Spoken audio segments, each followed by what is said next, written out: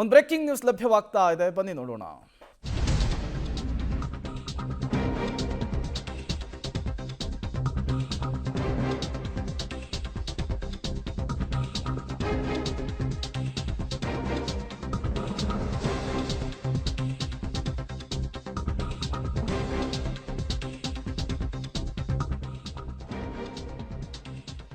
ಏಕಾಂತಿ ಪ್ರವಾಸಿ ಮಹಿಳೆಯರಿಗೆ ಹೋಮ್ ಸ್ಟೇಗಳು ಎಷ್ಟು ಸೇಫ್ ಅನ್ನುವಂತಹ ಪ್ರಶ್ನೆ ಮುನ್ನೆಲೆಗೆ ಬರ್ತಾ ಇದೆ.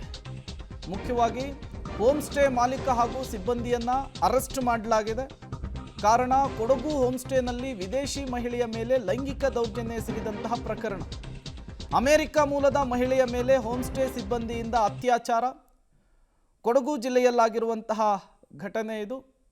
ಸಹಜವಾಗಿಯೇ ಇದು ಕೊಡಗು ಭಾಗಕ್ಕೆ ಹೋಗೋರಿಗೆ, ಅಲ್ಲಿ ರೂಮ್ ಬುಕ್ ಮಾಡೋರಿಗೆ, ಅದರಲ್ಲೂ ಕೂಡ ಮಹಿಳೆಯರಿಗೆ ಹೊಸ ಆತಂಕವನ್ನು ತಂದಿಡ್ತಾ ಇದೆ. ಡೀಟೇಲ್ಸನ್ನು ಕೊಡೋದಕ್ಕೆ ಮಲ್ಲಿಕಾರ್ಜುನ್ ಸಂಪರ್ಕದಲ್ಲಿ ಜಾಯಿನ್ ಆಗಿದ್ದಾರೆ. ಮಲ್ಲಿಕಾರ್ಜುನ್, ನಿಜಕ್ಕೂ ಕೂಡ ಕೊಡಗು ಕರ್ನಾಟಕದ ಕಾಶ್ಮೀರ, ಅತಿ ಹೆಚ್ಚು ಸಂಖ್ಯೆಯಲ್ಲಿ ಪ್ರವಾಸಿಗರು ಬರ್ತಾರೆ. ಈ ರೀತಿಯ ಘಟನೆ ಕಳವಳಕಾರಿ ಅಂಥೇಳಿ ಈ ವಿಚಾರಕ್ಕೆ ಸಂಬಂಧಪಟ್ಟಂತೆ ಏನು ಡೀಟೇಲ್ಸ್ ಸಿಗ್ತಾ ಇದೆ?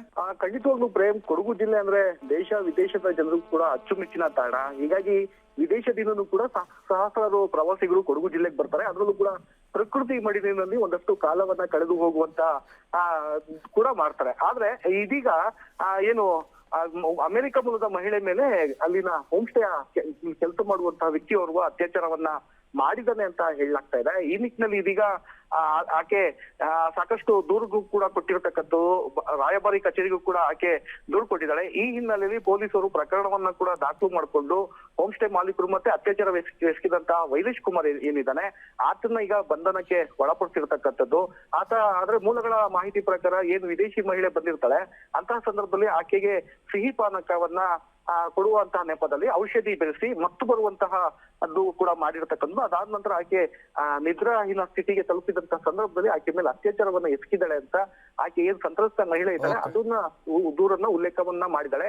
ಹೀಗಾಗಿ ಕೊಡಗು ಪೊಲೀಸರು ಕೂಡ ವಿಶೇಷವಾದ ಒಂದು ತಂಡವನ್ನ ರಚಿಸಿಕೊಂಡು ತನಿಖೆಯನ್ನ ಕೂಡ ಮಾಡ್ತಾ ಇದ್ದಾರೆ.